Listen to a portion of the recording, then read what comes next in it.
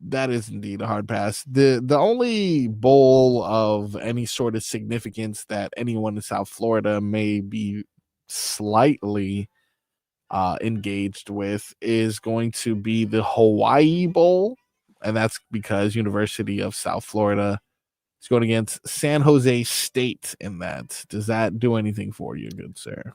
No, South Florida. Now that's a bowl game. Yeah. Yeah. Oh, why? Because you're a fan of going to Hawaii for bowl games, I think. Oh, young men get to go all the way from Florida to Hawaii? No, it's really an amazing experience. Which way do you fly? Do you go east and go around, or do you go west? I think you go west past California. Because if you go west, it's 11, 12 hours. Right. Far. But if you go the other way. Think about this, though. Yeah. I didn't realize this. Yep. From California to Hawaii is a 3-4 hour flight. Yeah, absolutely. No, it is. I used to think that puppy was sitting out there like the Bahamas. Yeah, same. I definitely thought the same thing until I worked for the cruise lines that would sail out of Long Beach. And once during the year they would do Alaska, and another time they do Hawaii. But those cruises were longer because they would break it up because it is such a long voyage. People don't understand. Wasn't a fantastic voyage? Fantastic voyage. Ride, slip it, slide. Alone. That's what you I need some bets though. They got NFL football today too. We got Saints, Packers. I need something here, man. I need to. Packers traveling to the Saints. I think the Saints are traveling to the Packers, if I'm not mistaken. That spread is double digits, isn't it? As of right now, oh my God, we're looking at a 14-point spread. And I might not be close enough. Oof. All right.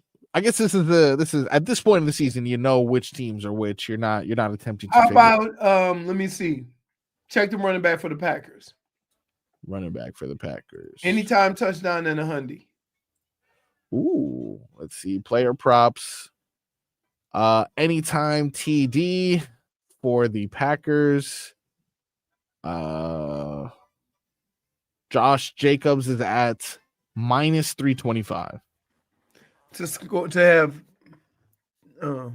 have anytime touchdown. Hey, but listen, man, we can go ahead and put the parlay together. Well, look, that's the first one you've given me, so I'm gonna start with that one right there. We're gonna put that on the list, Leroy. While we're looking at this game, it doesn't hurt to go ahead. I think Green Bay is gonna destroy them. So you think have a quarterback? You think Green Bay is gonna cover with the 14? Yeah. All right, let's get Green Bay to cover that 14. We'll add that to our list right there. Let's continue this going. Now the Heat didn't nothing intrigue you from the Heat? No. Too wishy-washy. You can't count on nothing. What about Tyler Hero? He's been pretty good. We can still avoid it? 22, 23? Let's see. I think it was 23 last I checked. Tyler Hero's player props for tonight. Points would be 23.5. Yeah. We can do that. He'll get. All right. Somebody got to take the initiative. We're hitting over on Tyler Hero. Now, we have a Christmas Day game. We have a couple, if I'm not mistaken. At 1 p.m., you have the Ravens and Texans. Ravens double digits? I'm sorry. At 1 p.m. is Chiefs, Steelers. Ravens, Texans are at 4:30. And no double digits on this one. Let's start with the 1 p.m. game. Chiefs, Steelers. You want anything there? Doing anything for you there? The spread. The spread? Yeah. 2.5. 2.5 for the. They're giving the Chiefs minus 2.5. Steelers are plus. They might already be locked up before the game even starts. No, the Bills won yesterday. Had the Bills lost, the Chiefs would have locked up that first spot. But because the Bills won, it's still up for grabs. Yeah, I had the same thing because people don't realize when we were 15-1. Yeah, we had to play every game because Atlanta was 14-2. Stupid Atlanta. Yeah. So this Chiefs Steelers game or the Ravens Texans game? No. Steelers Chiefs. Yeah. If I had to make a guess, I'd lean towards less than 3 home team. Yeah. Okay. So wait, hold on. Are we putting that in? Putting it in right there. Yeah, Patrick Mahomes. I'd take that. Steelers are home, by the way. Oh no. Okay. Yeah, Steelers are home and they're getting 2.5. That sucks. And You I wanna just made a avoid statement that means I just had to pick the totally opposite team. Yes. Right? Yeah, essentially. I mean, you're talking about at home. Usually, home team gets 3. Yeah. So what's up? We going with the Steelers? No. All right. I don't All like. right, let's avoid that game then. They're too wishy-washy. All right, Ravens Texans. Ravens favored by 4. Take the You want to do Ravens. money line or you want to take the points? Take the points. All right. No, And give the right now, points. take. Ravens giving the points. Right now, well, we're okay. You know, if we put down $10 on what we have, we're winning 78. Not, I'm not gonna write home about it necessarily, but I'll take Just the a little 78. action, baby. I mean, want a little bit more. Let's look at the Panthers. Let's look at the Panthers, man. The Panthers have been dominating recently. They just beat the Lightning. They just beat the Blues.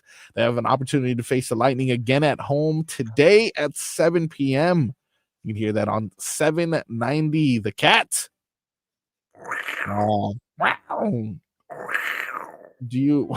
that was good. Impressive. Do you want to take right now the Panthers are favored by 1.5 goals? Do you want to take that? You want to take money line? You want to take any specific goal? I tell you what, I'm feeling froggy. Oh, all right. Do the 1.5. Whoa. All right. So you're saying they're going to win by 2? Yeah. That's interesting. It's interesting. Hey, that's value, Leroy. You want to like me a little value right there. That's what I'm saying. Now we're at a 5-bet parlay, and my $10 can win me $191. I mean, I like that. That's a holiday fun. Just go ahead on and say you got action. Because I ain't gonna see you till Thursday. What if I put in one more? Here we go. The leg of the Here parlay. we go. One little measly leg of the parlay. Ooh, what about points? We can do points, right? Points. They don't even have to score. They have Sam Bennett at 0.5 points. No. All right. What about shots? Ooh, No. shots. Okay.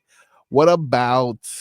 All right, we'll just move away from this, and we'll move away from this. See if there's anything else potentially. Do I add the Canes to this? No, we'll talk about the Canes on Friday. We'll put some chili peppers on the Canes. Oh, they play this weekend? They do. They play the 28th. Okay. So with that being said, got a little Thursday night football too. Don't forget about the Thursday night football, Leroy. This is all for today or tomorrow, right? Yeah, because Thursday's the 26th. Yeah, so we're doing tomorrow and Christmas. We're doing tomorrow and Christmas. Okay. Just to make this a little bit juicier, the people need money. It's crazy. You keep going till it gets too many bets to win. Come on, just one more, Leroy. Just give me one more. Player props. Hear me out. Player props. 3s made. How about that one? 3s made.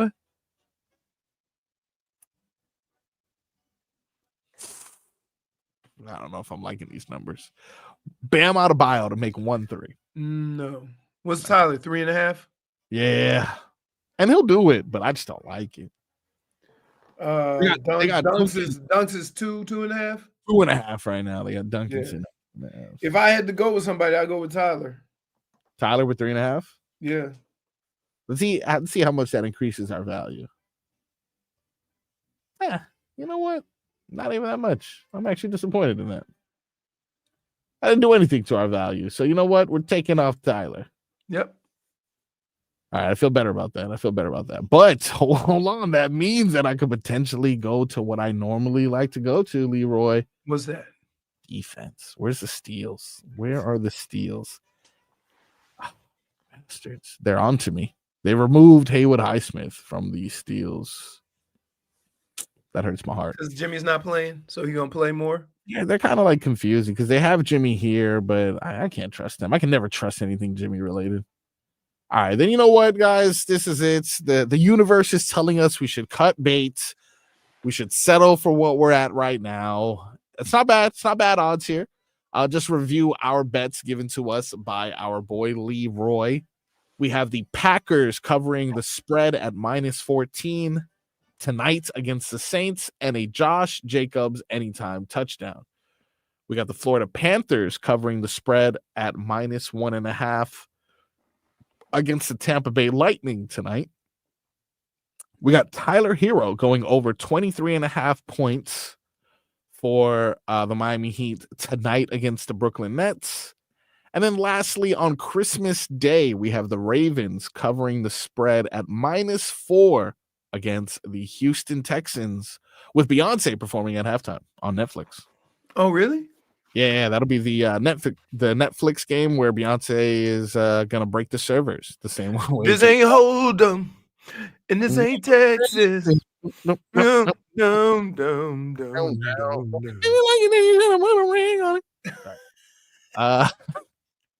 So that's $10 can win you a whopping $191. You can go ahead and buy all the kitties the Christmas gifts that you like with just $10. You're welcome. You're welcome, South Florida. Those were chili peppers provided to you by Leroy. And if they win, also Frog Boy. If they lose. But wait, what if it's one off? Then that means you put the stink on my bets. It depends on which one it is. If it's a Tyler Hero, then yeah, I'll take that one for sure because I was trying to push that. But if it's like the Packers or the Saints, no, that's you, dude. I'm totally putting that one on you. When we come back, got the final segment of the hour. Maybe JFig will join us. Who knows? No one ever knows. Wow. She's doing the newsletter. It's due yes, next month. We'll be back on Tobin and Leroy. I always love talking to one of my favorite guys, Michael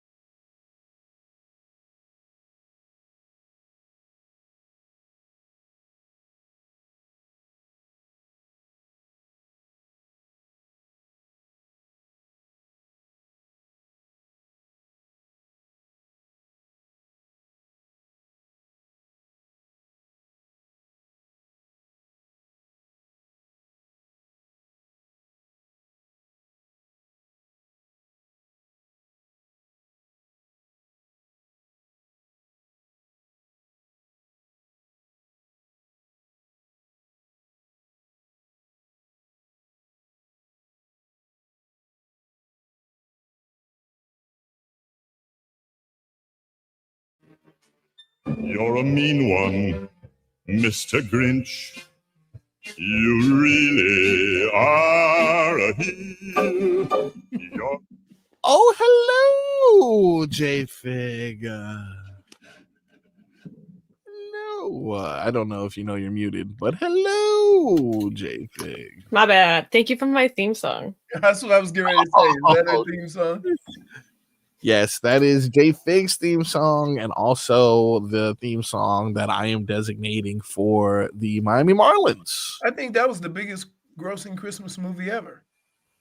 Grinch? How the Grinch Stole Christmas, or the other one? The one The cartoon that one. what's his name did? Carrey? Jim Carrey. Jim Carrey. Well, I don't. He made. They said he made $70 million himself.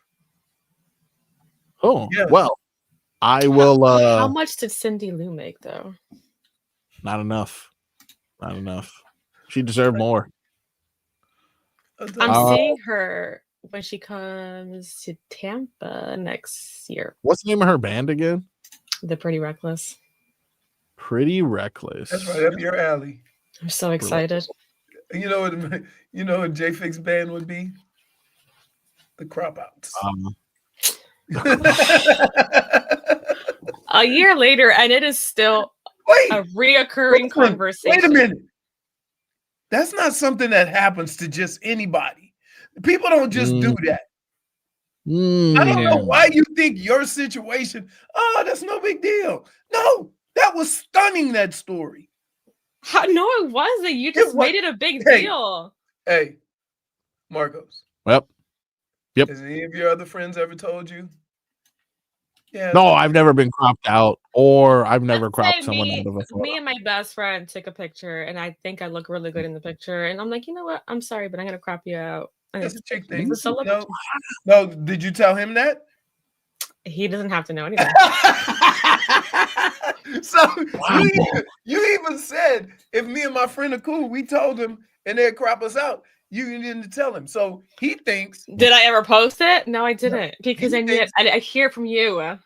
He thinks that he took a picture with you in a band. Okay. It's there. So what happens if one time he calls and says, hey, I have the picture. Oh, so you're going to send him the unedited version. Exactly. But the version that you actually use, he's not in it. Exactly. What if he posts the same picture? Then that's his problem. It's not mine. But then people going to know you cropped him out. I never posted it. Oh, you just cropped him out for your own? For my own happiness, yeah. That's even worse. How? You cropped him out of a picture you wasn't going to even show nobody. That picture was meant for me, okay? So, yeah, that makes it worse. Because you cropped somebody out of a picture. No one told him to get in the picture with me, the band I wanted to take a picture with. That picture was about you, not about him. Exactly. He just snuck in. Okay. So less about how bad of a person JFig is and more about how bad of an ownership job the Miami Marlins have continued to do with their historically putrid Here's franchise. the thing, Marcos. Yes. I think part of the reason why we criticize what everybody's doing, this is across any business, is because we don't know what they're trying to accomplish. We just see all the moves independent of one another and not due to a bigger plan, right? Well, it seems like we're on the brink of blowing things up because we're trading away all of our best pieces. We even ones that aren't expensive, like Jake Berger. Right. Now with the latest move by the Marlins, they have decided to trade away their lefty Jesus Luzardo in a trade with the ace last year. Well, he's gone now. He plays for the Phillies, a division rival, which makes the most sense, doesn't it? Baseball is the only team sport where they just don't care who you trade. You know what I mean? I mean, I think isn't it one of the biggest trades ever is Babe Ruth going from Boston to New York? New York, yeah, for sure. Yeah. And it happens all the time. You know, Saquon just went from the Giants to the Eagles. It Oh, happens. yeah. Wait. No, it doesn't happen every time in football. It rarely happens in football unless a guy's just cut. And furthermore, the guy might lose his damn job over it. Yeah, trading someone to your opponent is crazy. But, you know, oftentimes if a player gets cut, like you said, they'll stay within the same division. But this was a trade. This wasn't we cut him and they happened to pick him up. We traded Luzardo for, I'll tell you right now, peanuts. A 19-year-old shortstop. 19-year-old shortstop. Who plays single A baseball, and a 21-year-old outfielder. Ready? Yeah. Well, I hit 60 before they show up playing a Marlins game. 60. Hold on, let me Google your age. 4 more years. Well, hey, dumb. Did you just Google his name? Like he's right next to you. Wait. If you say I'm gonna Google it, and as to keep it private, it'll go, 4 more years. Okay, I'll blur your face out. It's fine. I told you. Hey, listen. No, it's fine. Literally did something that can't be undone. Right? If I blur your face, it's totally fine. Oh my goodness. Please blur his face. Blur my face. Yeah, that's it. That's perfect. And then to do my voice. And then crop it. No, but do my voice. That wasn't Leroy. Gotta throw my darn 60. That was him. Yeah, I don't think the Marlins will be good by the time I turn 60 based off of how they're going. So pretty much another questionable move for the Marlins just in time for the end of the year. Try to sweep it under the rug. The holidays are going on. So if they came out, and here's what I hate. This is what I hate. I hate when people have a plan and they haven't had any success for a long time. And they try to corporate you, meaning that they act as if though we should just go for it because they know more about baseball than we do. I don't question that. I do think they know more about baseball and prospects and stuff like that. However, every move that has been made down here always seems like it's to save money that you don't want to spend. Because here's the problem I have with all this. If all those players work out like you think they're going to, you're just going to do it again. Yeah. So what is the point? When you have a star player, now I get this. If you have a star player, you're not winning. You're wasting money. I get that. Absolutely. So what happens if all these players they trade for end up being good? Are we going to go through this process again? We never get to enjoy even the good trades or the good drafts because as soon as you have to give them a substantial amount of money, you get rid of them. Yep. So I would like to know, and because they don't tell you, they just kind of in your face, we know baseball. Yeah. I would like to know if anyone could please respond to just little old me, who might only attend a couple of games.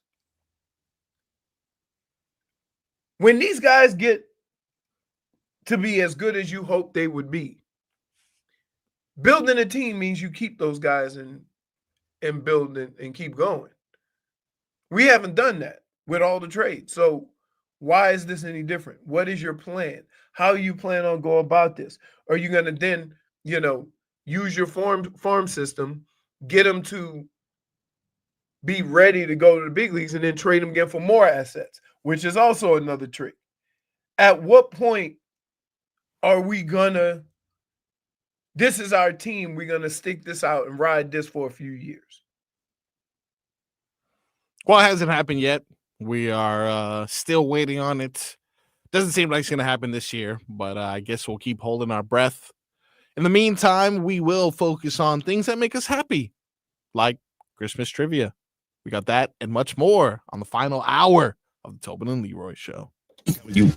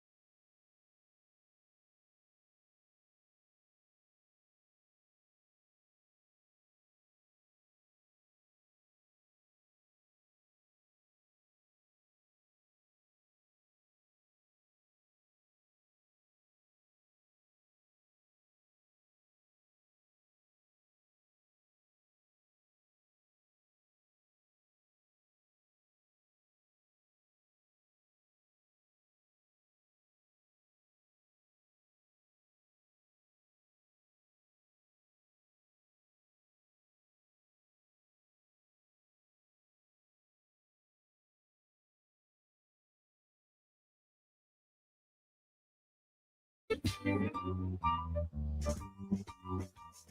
want a hippopotamus for Christmas. Welcome back to the Tobin and Leroy show. Want a hippopotamus for Christmas, Leroy? Actually, you know what I'm getting caught up on now? Too tough. Can't No, I'm request. getting caught up. You know the neighborhood watch, the neighborhood wipe website. The app. Yeah. What's that? What you mean? What you mean? There's an What's app. going on? Yeah, it's called Let's say Next like Door. if you have a Ring camera, It's called Next Door. there's a neighborhood. Yeah. No, I don't have Ring. Oh well, I mean it's kind of the I same just concept. signed up to be nosy. We don't have those in the But hood. they make it sound like it's your, like, I thought it was our development. It's like But- nearby, right? Yeah, and so no, I'm out. I had some useless It's just people notifications. complaining. Yes. We have Yeah, it's one just of people those. complaining. There's one lady's like, if you bring your dog to the mall during the holidays, it's you. She's not lying. They just want to talk to someone, and Facebook, the feed is not working for them. Right. Yeah. Anybody It's like a know a good electrician? Anybody know this? I just peruse. Come get your cat. Somebody has a Ring camera of two teenagers jumping out of a car and slashing their snowmen, their blow up snowmen. What do you get out of that? I don't know. Like, Would've been fun. but again, here's the problem, right? What happens, right, if an owner gets pissed off and there's an altercation? Then everybody's gonna be mad at that owner. For beating a kid up. Or it's just or even worse. You see what I'm saying? Yeah, So, true. things like that aren't funny. Things Yeah. like that are situations that could escalate far beyond your control when you think you're just having a little fun. Yeah, things like that scream kids or I don't own anything. Mm-hmm. Because I immediately think of like I wouldn't want anyone to do that to stuff that I own. Right. But of course, if you don't own anything, then you don't care. But they have, and they put pictures up. All of the high schoolers going and doing, what is it? Ditch and ding or ringing. Ding dong ditch. Ding dong ditch. There Yes. it is. Yes. I haven't heard that in a long time. Yeah, but the thing is, the Ring camera got the dude looking up at the camera, Can't do that knocking on the door and running. I'm like, yo, and then it says, anybody know this kid? Now, somebody recognized that kid. Yeah. Because it's their kid. Yeah, for sure. Can't even ding dong ditch anymore without snitches. What is this world coming to? You mean you can't do nefarious acts without getting recorded? Come on, America's getting soft. We have our own neighborhood watch. It's called Abuelita, who sits on the. Oh no, my grandfather was that. My grandfather was My that. grandfather. My too. grandfather would sit on his chair in the end of his driveway, and Yeah. people would walk by, and he'd be telling like even the drug dealers, "I know what y'all doing on that corner." Yeah. I'm like, I'm well, watching. one time, I think I got out of school early, so I had a little friend over, right? Yeah. And she came in. It wasn't even like that, right? Mm-hmm. She gave me a ride. I say, come in and have, get something to drink or whatever. Yeah, I bet. He calls. Here's what my grandfather said, hung up the phone. No response, no nothing. Okay. He said, don't come up out of there with it, nothing you went in there with. Click.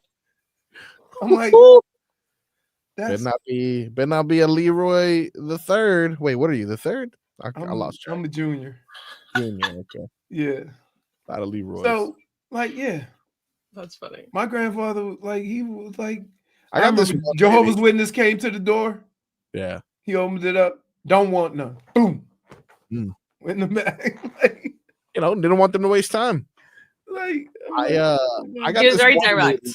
Oh, There's one older woman who is on the second floor of the apartment building that we're at. And it's like a courtyard vibes. So everyone's like windows facing the middle. There's a pool in the middle or something like that. Sometimes I see this lady like sunbathing, and by that I mean just like standing at the window, like just. And she looks like a ghost. I swear to God, I think every time I look, it just looks like she's watching over the neighborhood to make sure no one's up to anything. But I look and I just get scared that she's like, there's just this ghost in the hall in the window, just like looking out. And she doesn't move for like 30 minutes because she's just absorbing the photo. But dude, here's the deal. You wouldn't think she wasn't ghost-like. Wait. See, scary. JFig, I look at this differently. Scary. I look at it as, who's the crazy one? The one standing in the window Marco for 30 staring. minutes, or the person staring at her for 30 minutes, realizing Definitely, which is why I laugh because I can just picture Marcos just like I'm doing everything. I'm walking my dog. I'm taking out the trash, and then every time I just peek up, she's just like she is like. Why are you looking at her window, huh? Yeah. What are you trying to see? What are you trying to catch? Marcos. I gotta take a picture. I'm gonna take a picture of this lady. And I now you want to take pictures? That's even more creepy. Hey, for real, my grandfather was crazy because one time, you know how I don't know what it is. Like we had a train that went because like then we had an industrial area on the other side of the thing. We also had, believe it or not, in the Ninth Ward of New Orleans, there's a lock. You know, a lock where it raises and lifts boats. Yeah. Yeah, like it's the only one in the States. It's in the Ninth Ward of New Orleans. So we used to have these trains go to deliver stuff, put them on the ships, go to the Gulf.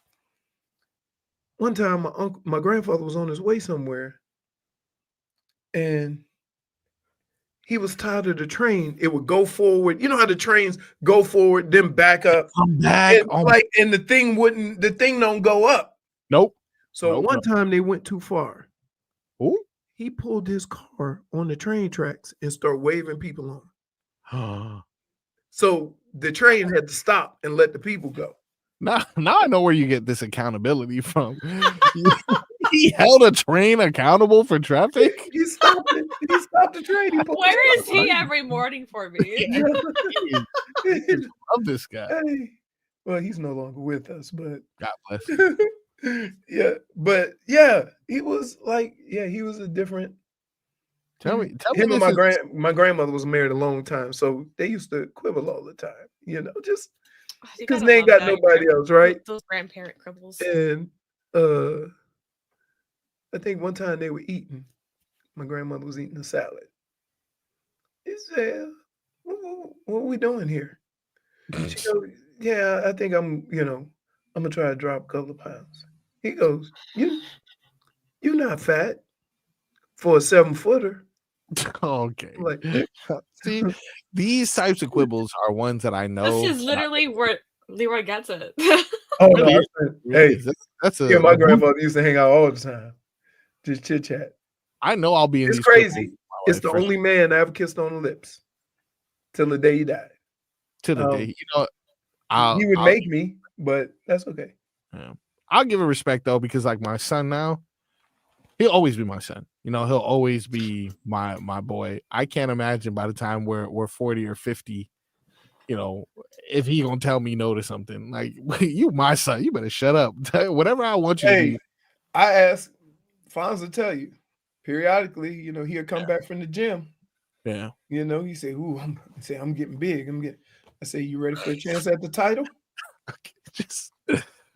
You ready for a chance at the title? He said, "Nah." Nah, if I had his situation, you can keep that title as long as I get to keep my situation going on. But now imagine you're in the courtyard walking your dog and you just see this. I was not expecting that. Isn't that frightening? Is that not the most frightening sight? Like, you know, it's funny. He's looking at you like you got some nefarious activity going on. It's strange, dude. It is strange. Dude, I was walking Scooby the other day, and then it was dark. So then I look at, because I'm walking, and then I see like there's a window with a light shining through. All I see is a shadow of a person just staring at me like this through the blinds.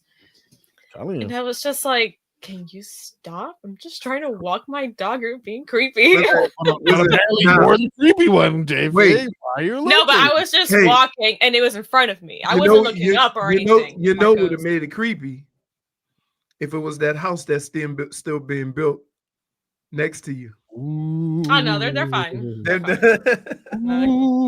Oh, they good, huh? Oh, okay. They moved in? Oh no, everything is still the same way you saw it. They're actually still doing construction right now. You can probably hear the trucks if I get closer to that side of the house. Jeez. It's bad. I tell you what, I will say this. If you go to a Cuban's house, right, you might spend 2 seconds inside, but outside, there's action. Like every backyard is made up to the T. Like it looked like a park in the back of JFig's yard. Got a gazebo. Like we got a gazebo, we got sitting area, we got food, we got a Domino's under a gazebo. Like it's like what are we doing back here? Luxury. Gotta make your house, Hey, you know, and like check a this out. nice place to live. Marcos. Yeah. I played 2 games. Yep. Domino's, me and Robbie, with her dad and his friend. Mhm. And I didn't understand a damn word they were saying, which is probably why we got our asses kicked. Because they was talking back and forth. And I said, hey, no talking. And her dad would just laugh. No talking. Well, you played dominoes. Sure, you had a great time, but you couldn't have had a better time than when we play trivia on this show. Time now for our Christmas trivia. Hey, by the way, what's the go-to Christmas candy? Christmas candy? That's a good question. I'm gonna tell you what. Yeah. Anybody come up in my house with that old peppermint bark? Oh, gross. You know, I love bark though. It isn't obviously not peppermint, but What is it? It's like chocolate. I forgot which one I used to. Yeah. Is bark like? Is it chocolate? Yes. Publix. I don't know if they still sell because I haven't seen it. But when I used to work there, they used to sell bark. And I forgot They what sell flavor bark. it was, They and still it have was it. I saw so good. That's what made me think about it. They have peppermint bark right now. I was there yesterday. But is it chocolate?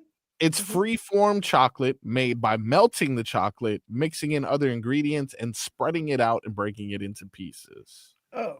So you just spread it out on a pan, you add different ingredients, you let it cook, and then you cut it up in random. You don't even cut it. You just break it. Yeah, Right. just break it off. And that's why they call it bark? Yeah, because it kind of looks like if you were to rip tree bark off, it's never like an equal piece, and it's always like thin, and I don't know. That's I don't what know I'm if saying. that's Google or he's making that up, but it kind of makes Oh, no, sense. it So makes I'm not going to sense. stop you. I'm saying that's probably the most intelligent thing you've explained to us. I want to go ahead and end it while I'm hot. Thank you guys. Would be centered around food. Yeah, well, now just because that was probably my best take, we're gonna go to 38 minutes of commercials and end strong, guys. We'll be back. When we come back, we got Christmas trivia on the Tobin and Leroy show. Got you.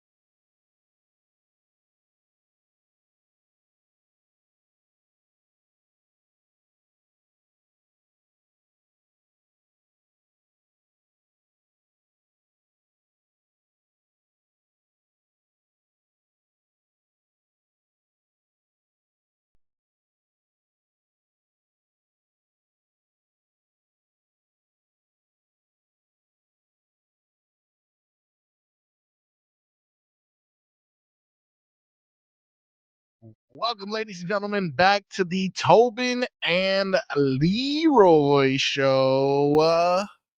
Biggie's here, Scooby's here, Leroy's here. His misbehaving dog Dre is also here. No, Dre got a nail problem. Oh, really? What happened? He was digging out. He got one of his nails is growing funny, so he's been like hobbling around. Oh, poor thing. Is there anything you can do, or he just kind of has to like wait it out? Mel tried to cut it. Okay. I don't think that's. Don't know good. if that's. What if you go to the vet, maybe? Yeah, they're gonna charge you $2,000 to cut it out. You know what I mean? If you pay me $150, I'll do it. I ain't gonna do it right, but if you cut it the wrong way, you can like really hurt the dog. And, like, No, I think she just cut it down. She didn't try to cut it out. Yeah. Well, yeah. And my mom's terrified of the dogs. Okay, so dogs need to be. They're nice. They're nice, but they swarm you. Well, you guys ready for some? Let me tell you something. Yeah, it's hard telling a black person with dogs barking at you that they don't bite. They don't bite. No, that's First of all, I've known that non-intangibles are not necessarily the most trusting people in the world.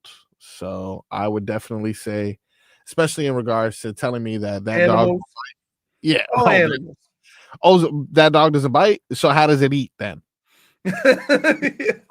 I've heard anything from it. Got teeth, don't it? Yeah. Now is it me or is JFig frozen right now? JFig's frozen. Okay. We wanted to freeze that picture because usually she's so mad at us, she's never smiling. So this is what we'll do. We'll give her an opportunity to. Okay, cool. I was gonna say we'll give her an opportunity. There, she's back. Look, see the look. I don't know what happened. You froze and you were smiling. Can I see both? We wanted to freeze that moment. I wanted to see it. I want to see it again. It won't come back. Right. I don't know what happened. That's okay. You're back. So obviously we have preparations for Hockman and Crowder. Want to make sure that we give them the correct amount of time while still not robbing us of our trivia. So we're going to break this trivia into 2 parts. All right. I'm going to give you guys 3 questions. Then we'll go to break and we'll finish it with round 2. You guys okay with that? Yep. All right. Let's go ahead and start with our Christmas trivia. Now, Rudolph, the red-nosed reindeer. Probably the most famous of the reindeers. But interestingly enough, his original name wasn't going to be Rudolph. The original name for Rudolph was going to be, is it A, Ricky? Is it B, Rusty? Is it C, Reginald? Or is it D, Demetrius? How are you answering this, by the way? This is going to be both of you guys will have an opportunity to answer. No one has to worry about raising their hand or doing any buzzers. I'm just gonna call on you in regards to the order. You give me your answer, and then I'll tell you who's right or wrong. So again, Rudolph's original name, was it Ricky, Rusty, Reginald, or Demetrius? Leroy, I'm gonna let you answer first. Ricky A, B, C, or E? I'm gonna say Rusty. Here's why. Yes. Because Rusty was a big name back in those days because the show Ren 1010, his owner was Rusty. So I'm going to say that name was used a lot. Okay. Now, JFig, you have the options Ricky, Rusty, Reginald, or Demetrius. Did you try to sing the song? I was between B and C. So Demetrius, I guess I'll say the red-nosed reindeer. I'll say C since he got B. Okay, so I'm assuming that's Reginald. Is that what you're saying? E, Reginald, yes. Yeah. It doesn't sound right in the song. It sounds. Yeah, fair. The correct answer is Reginald. Reginald. Get out of here. Yes, the adorable reindeer was almost I feel Christian. like I heard that somewhere. That's why I kept like taking. You gotta watch her, Leroy. She looks at the chat sometimes. I swear I wasn't sure. looking at the chat. Okay, relax. I don't know if the chat's saying anything, but the original copywriter, Robert L. May, wanted the reindeer to be called Reginald, but The Rudolph song didn't work. I think another thing that wasn't in the original plan. Reginald the red-nosed reindeer. They actually didn't even want his nose to be red because at that time a red nose was considered a sign of alcoholism, and publishers didn't want the Okay, character. what are you reading? What are you reading? Bro Bible? No, this is from Americamp.co. I don't trust it. That's fair. You ever heard someone who gets flush when they drink? I know someone who doesn't like drinking certain liquors because their face gets red. I've never People do that, yeah. I've never drank enough to have all these distinctions between brown and white or whatever. You know what I'm saying? All right. Now, so far, JFig is in the lead. 1-0. Let's go ahead and go to question number 2. There are a bunch of stipulations in regards to the rent-a-Santas enlisted across the United States every year. Practical things such as not accepting money from parents while starstruck children are looking and avoiding garlic, onions, or beans for lunch. About how many of these rent-a-Santas are employed across the United States every year?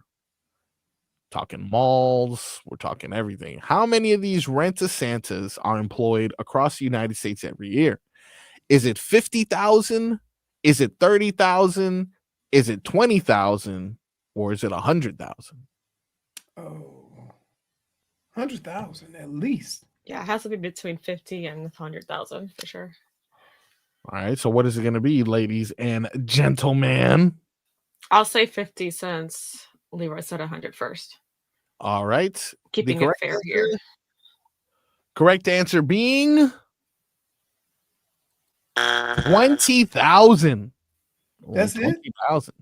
I was thinking of all the malls. There's no way.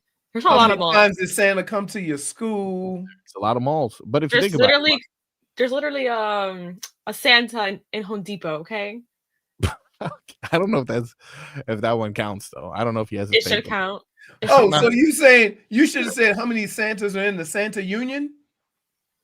Legally? Because like, yeah, come on, dude.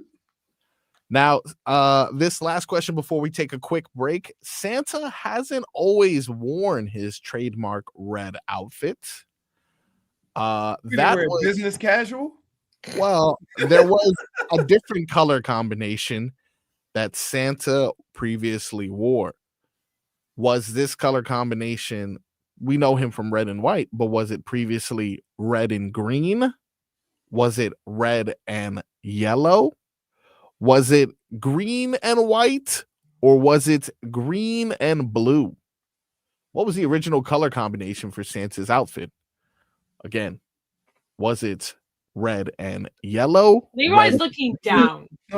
Leroy, no Google. Well, he doesn't know everything. I don't really think he's, it takes a long time to Google. And I'm gonna guess red and green because that's still Christmas colors. That's fair. That's fair. Now the What are the other options?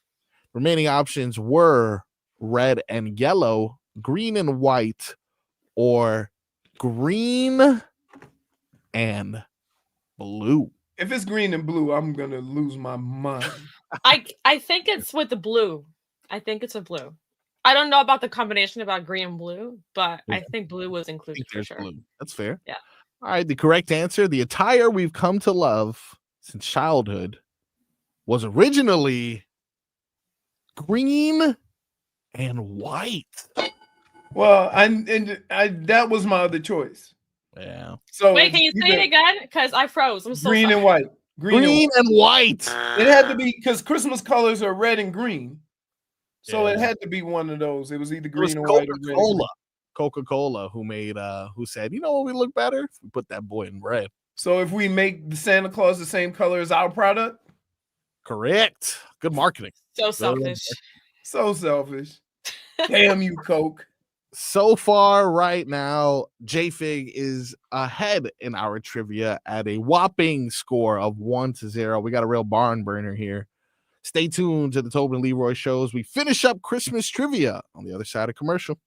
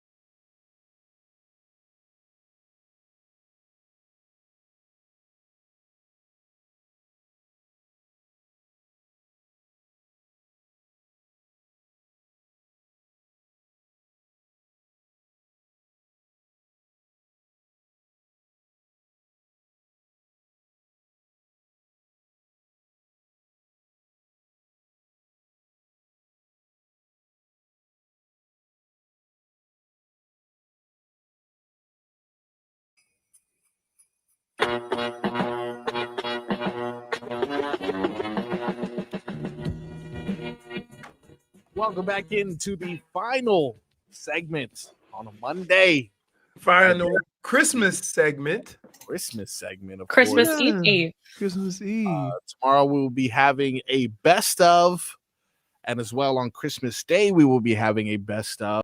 Leroy returns Thursday the 26th with Dan Day and Vlad. JFig, will you be here the 26th? Sure. I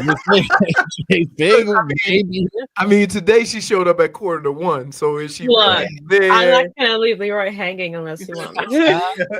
Yeah. But we will be back, us three, again on Friday to preview Canes football as well as Dolphins football, and then the whole gang will be back next Monday before we take off for the new year. In the meantime, we last left off with JFig taking a commanding 1-point lead over Leroy. First. JFig, we're gonna make you go first this time. Yeah, because Okay. I always go first, and Well, then, I mean, you would always talk first. wow. All right, let's start off. I don't know how. You just started talking first, so I didn't say Wait, anything. I don't know how to. Was that an insult? I or- don't know. I don't mean it in any kind of way. Right? I'm gonna shut up now. Not All right. With more than 733 different versions copyrighted since 1978, this is the most recorded Christmas song of all time. Now, is it Last Christmas? Is it Jingle Bells? Is it It's Beginning to Look a Lot Like Christmas? Or is it Silent Night? We have Oh, I don't Jingle like Bells, this. Last Christmas. I'm gonna It's say Silent Beginning- Night. Silent Night. Silent Night. Silent Night. Silent Night. Silent Night. Sorry. All right, she says Silent Night, the most recorded Christmas song of all time with 733 different versions I only copyrighted. say that because I would do Christmas shows with my in college and in high school. Yes. Gotta say that was a crowd favorite. All right. And there's a You- lot of renditions of it, by the way. So the other choices are Jingle Bells. Yeah. It's Beginning to Look a Lot Like Christmas and I think Last. that one too.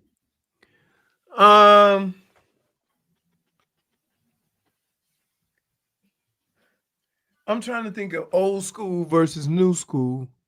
Yeah. And new school, all of the new people are singing ballads for the Christmas songs. Nobody really has up-tempo stuff except a couple of people, right?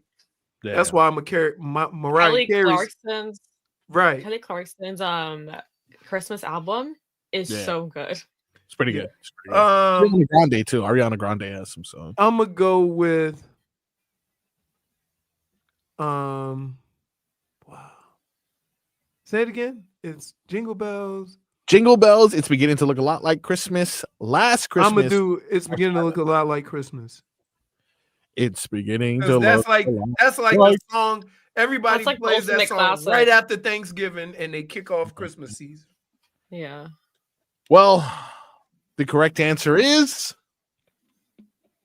Silent Night. Yeah. Holy Yeah. night. Like That- even if you go to church, that's always right. They always sing Silent Night. All right. It was one of my favorite ones also to hear when I was in choir. All right. Great song. All right. Keep it moving. Well, You mad? This is the Why final do I question. suck at trivia? This is And the I have like final- valid, thought out answers. And it's I love still- hearing your logic, knowing you're wrong.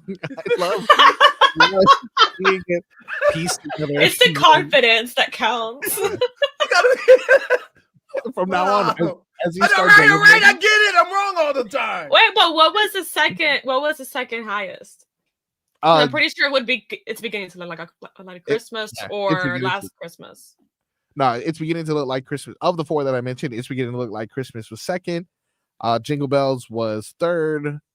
And in last place was by a long shot. You know why Jingle Bells? Because you could be 5 and record Jingle Bells. For sure. And but you're not Jingle Bells is also like you can use that in any genre, I believe. Like Right. you can make that a really good rock and roll song. Hey, nobody did Rudolph the Red-Nosed Reindeer like DMX. Yeah. You know, yesterday I saw a DMX Come on. Funko Pop. It was crazy. Yeah. Oh, he's the best. Really? Oh! Come on. Scared all of them. Santa gonna make me lose my mind. That's good. I listen. Wow. All right. Final question worth 3 points, Leroy. This is your opportunity to steal. We got 60 seconds on the clock. That's unfair. Christmas decorating sends thousands of people to the ER on a yearly basis from November to December. Yep. This averages out to about 240 injuries per day. Right. About how many people get sent to the ER with Christmas-related injuries on a yearly basis from that time frame? Christmas-related injuries. So out of 240. No. There's 240 per day, more or less. Listen, math major. I know you're about to do some calculations. I'm going to give some you very wrong calculations. Is it 1,200?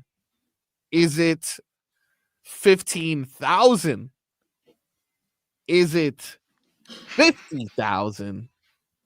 Or is it 12,000? A, 1,200. B, 15,000. Wait, C, you confused me already. What? 1,200, 15,000. A, 1,200. B, 15,000. C, 50,000. Or is it D, 12,000? Didn't you say 12,000 twice? It's 1,200. 1,200. I'm going to say 12,000. Heard. Just jumped on You that. said I was going to answer first. I'm going to say. You said I was going to answer I'm first. going to say 240 a day times This is 30. Remember, it's is- worth. I'm going to say 15,000. This is worth 3 points. So you guys- 15,000. All right, for the Christmas crown, as I like to call it, the winner.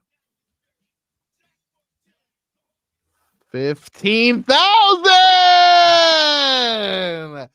Leroy from behind. This is fraudulence. Oh, you mad?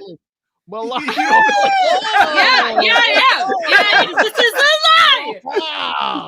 Un engaño. That's it, ladies and gentlemen. That's it for the Tobin and Hey, Leroy everybody, show. enjoy your Christmas. Be safe. Enjoy the time with your family. We know most of y'all ain't at work, so y'all hanging out with us today. So cool. Yeah. That's cool. Enjoy, relax, spend time with your family, and make sure you catch us right here on Thursday when Leroy returns With the crown. with the crown. I want to see a crown on your head. I want to see a crown. Merry Christmas, everyone. We'll be talking to you guys soon. Take care. And I'll be talking to you guys in the group chat, I'm sure. Well, Take we care. already have someone talking on the group chat. Oh, yeah. Trying to be a little Look at show that. pony. Wait, that Look guy at this texts. guy. I know he you're texts- listening. He texts us more when he's not on the show than if he's sitting right next to us. Bum! All right, guys. Have a good Christmas. Afternoons in the sports world are me.